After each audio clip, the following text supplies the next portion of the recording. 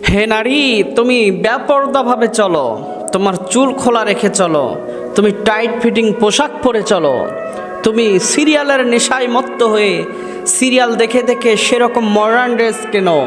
হে নারী, তুমি জানো না তোমার মতো কত সৌন্দর্য রূপবতী মায়াবতী নারীরা আজ ধুলায় মিশে গেছে। 3.5 হাত কবর তাদেরকে গ্রাস করে নিয়েছে।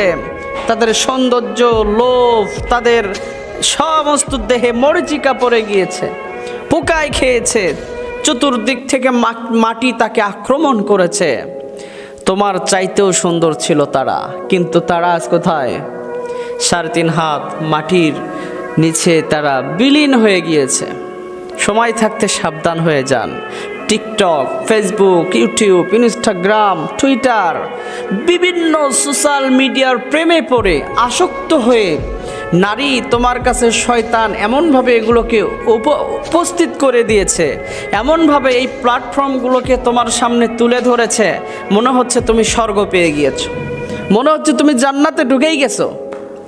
শয়তান তোমাদের কাছে, তোমাদের মস্তিষ্কের ভিতরে এমন পরিস্থিতি তৈরি করে দিয়েছে যে তোমাদের ব্রেন আর কোনো কাজ করে না। কিসের রব, কিসের রাসূল, কিসের কিতাব, কিসের ইসলাম, কিসের দিন, কিসের ধর্ম, তোমরা শুধু এটাই বোঝো সোশ্যাল প্ল্যাটফর্ম, সোশ্যাল মিডিয়া, যা দিয়ে আমি ভাইরাল হতে পারবো, যা দিয়ে আমার সৌন্দর্য গোটা দুনিয়া দেখবে, যা দিয়ে আমি সবার কাছে পরিচিতি লাভ করতে পারবো।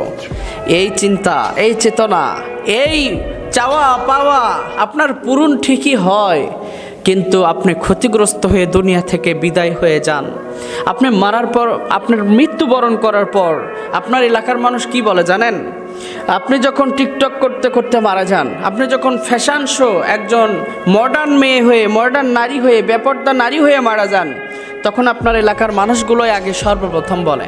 দেশের মানুষ তো বাদ দিলাম, আপনার নিজের ফ্যামিলি, আত্মীয় স্বজন, এলাকার মানুষেরাই আগে বলবে যে টিকটকার মেয়েটা মারা গিয়েছে, ইউটিউবার মেয়েটা মারা গিয়েছে, কাফল ব্লগার মেয়েটা মারা গিয়েছে, সবাই বলবে আলহামদুলিল্লাহ। কি আজব! মানুষ মারা গেলে মানুষ বলে ইন্না লিল্লাহি ওয়া ইন্না ইলাইহি রাজিউন, অথচ টিকটকার, ইউটিউবার, ফেসবুকার, এমনকি যারা এই সমস্ত বিষয়ের সাথে আসক্ত আছে, সমাজটাকে নোংরামির দিকে ঢেলে দিচ্ছে, এই কাফল ব্লগার ইত্যাদি ইত্যাদি হ্যান ত্যান, তাদের মৃত্যুতে মানুষ কি বলে জানেন?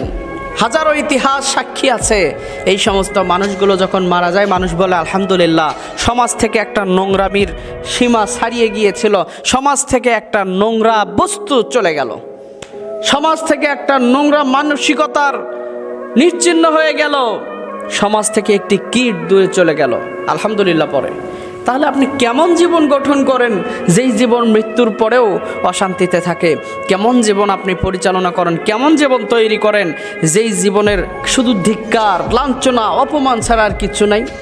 আর দুনিয়াতে আপনাকে সবাই সেলিব্রিটি বলে, কিন্তু আখিরাতে সবাই আপনাকে জাহান্নামী বলবে।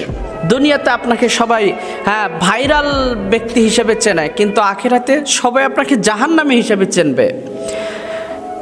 ক্ষণস্থায়ী আর চিরস্থায়ী, ক্ষণস্থায়ী দুনিয়ার লোভ লালসার মায়ায় পড়ে, হে নারী, তুমি যে দুনিয়ার লোভ লালসার মায়ায় পড়ে, ক্ষণস্থায়ী মায়ায় পড়ে চিরস্থায়ী জান্নাতের কথা ভুলে গেছো।